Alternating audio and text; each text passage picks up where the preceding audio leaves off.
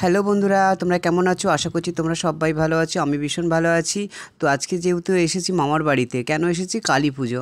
তো কালী পুজোর উপলক্ষে দেখো সে ধুনো পোড়াচ্ছে, বেশ ভালোই লাগছে দেখতে। কারণ ধুনো পোড়ানো আমি তো ভীষণ দেখতে ভালোবাসি, কারণ আমাদের এখানে তো কলকাতাতে খুব একটা হয় না। তাই জন্য মামার গ্রামের দিকে চলে গেলাম ধুনো পোড়ানো দেখতে। ভীষণ কালী পুজো ওখানে ভীষণ আনন্দ হয়। তারপরে দেখো পাঠা বলি হয়েছে, সেই পাঠা বলির পাঠা আমার মামাতো ভাই কিনে নিয়ে যাচ্ছে দেখো। তো এটা আমরা সব রান্নাবান্না করে খাওয়া হবে। তো কেমন লাগছে বন্ধুরা অতি অবশ্যই ভিডিওটা কমেন্ট করো। তো পুরো কেউ স্কিপ করবে না, পুরো ভিডিওটাই তোমরা দেখতে থাকো বন্ধুরা। তারপরে দেখে সেই পাটাটা নিয়ে এসে মোটামুটি কাটাকুটি করে, সেই কাটাটা দেখালাম না, তো কাটাকুটি করে নিয়ে এসে তো দেখো আমরা মোটামুটি সমস্ত কিছু আয়োজন করে রান্নাবান্না শুরু করে দিলাম। যেহেতু কালী পুজোর পরের দিন, তো পেঁয়াজ রসুন তো খাওয়াই যেতে পারে। তো ঠাকুরমশাইয়ের সঙ্গে পরামর্শ নিয়েই আমরা এরকম আমিষ রান্না করছি। তো যেহেতু আদা রসুন পেঁয়াজ সবই দিতে হবে মাংসর মধ্যে, খাসির মাংস না দিলে টেস্ট আসবে না, তাই জন্য সবই দেওয়া যেতে পারে। তাই জন্য আমরা ভালো করে আদা রসুনটা কষে নিলাম আমি। তারপরে নিয়ে সেই মাটনটা ভালো করে ওর মধ্যে দিয়ে এবার কষবো। তো ভালো করে দেখো বন্ধুরা, ওর মধ্যে দই ঠই সবই মাখানো আছে।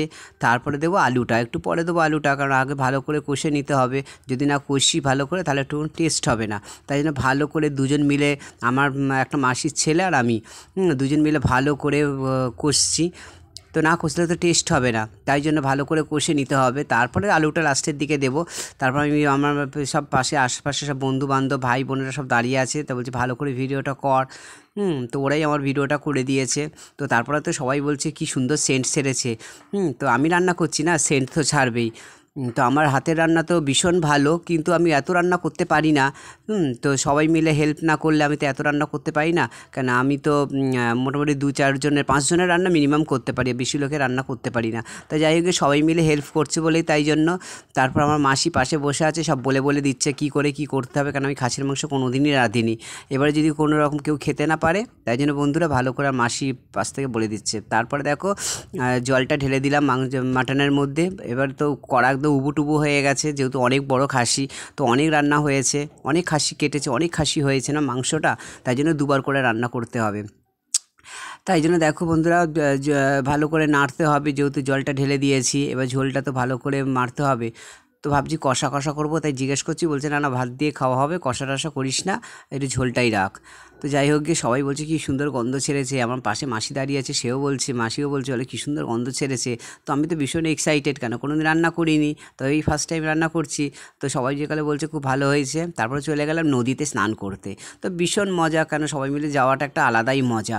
তারপরে দেখো বন্ধুরা কী কাণ্ড করলাম আমি, এত কাণ্ড কারখানা মানে ভাবাই যায় না। তারপরে একটা বড় খেজুর গাছ, আমি তো কখনো গাছে উঠিনি, তবে যাই হোক কত চেষ্টা করছি গাছে ওঠার জন্য। দেখো বন্ধু, যেহেতু খেজুর গাছে খাঁজ আছে, খেজুর গাছে খাঁজ আছে মানে তো উঠে যাওয়াটা খুবই সুবিধা। অন্য কোনো গাছে উঠতে পারি না, নারকেল গাছ, সুপারি গাছ, আম গাছ, জাম গাছ, কোনো গাছে উঠতে পারি না।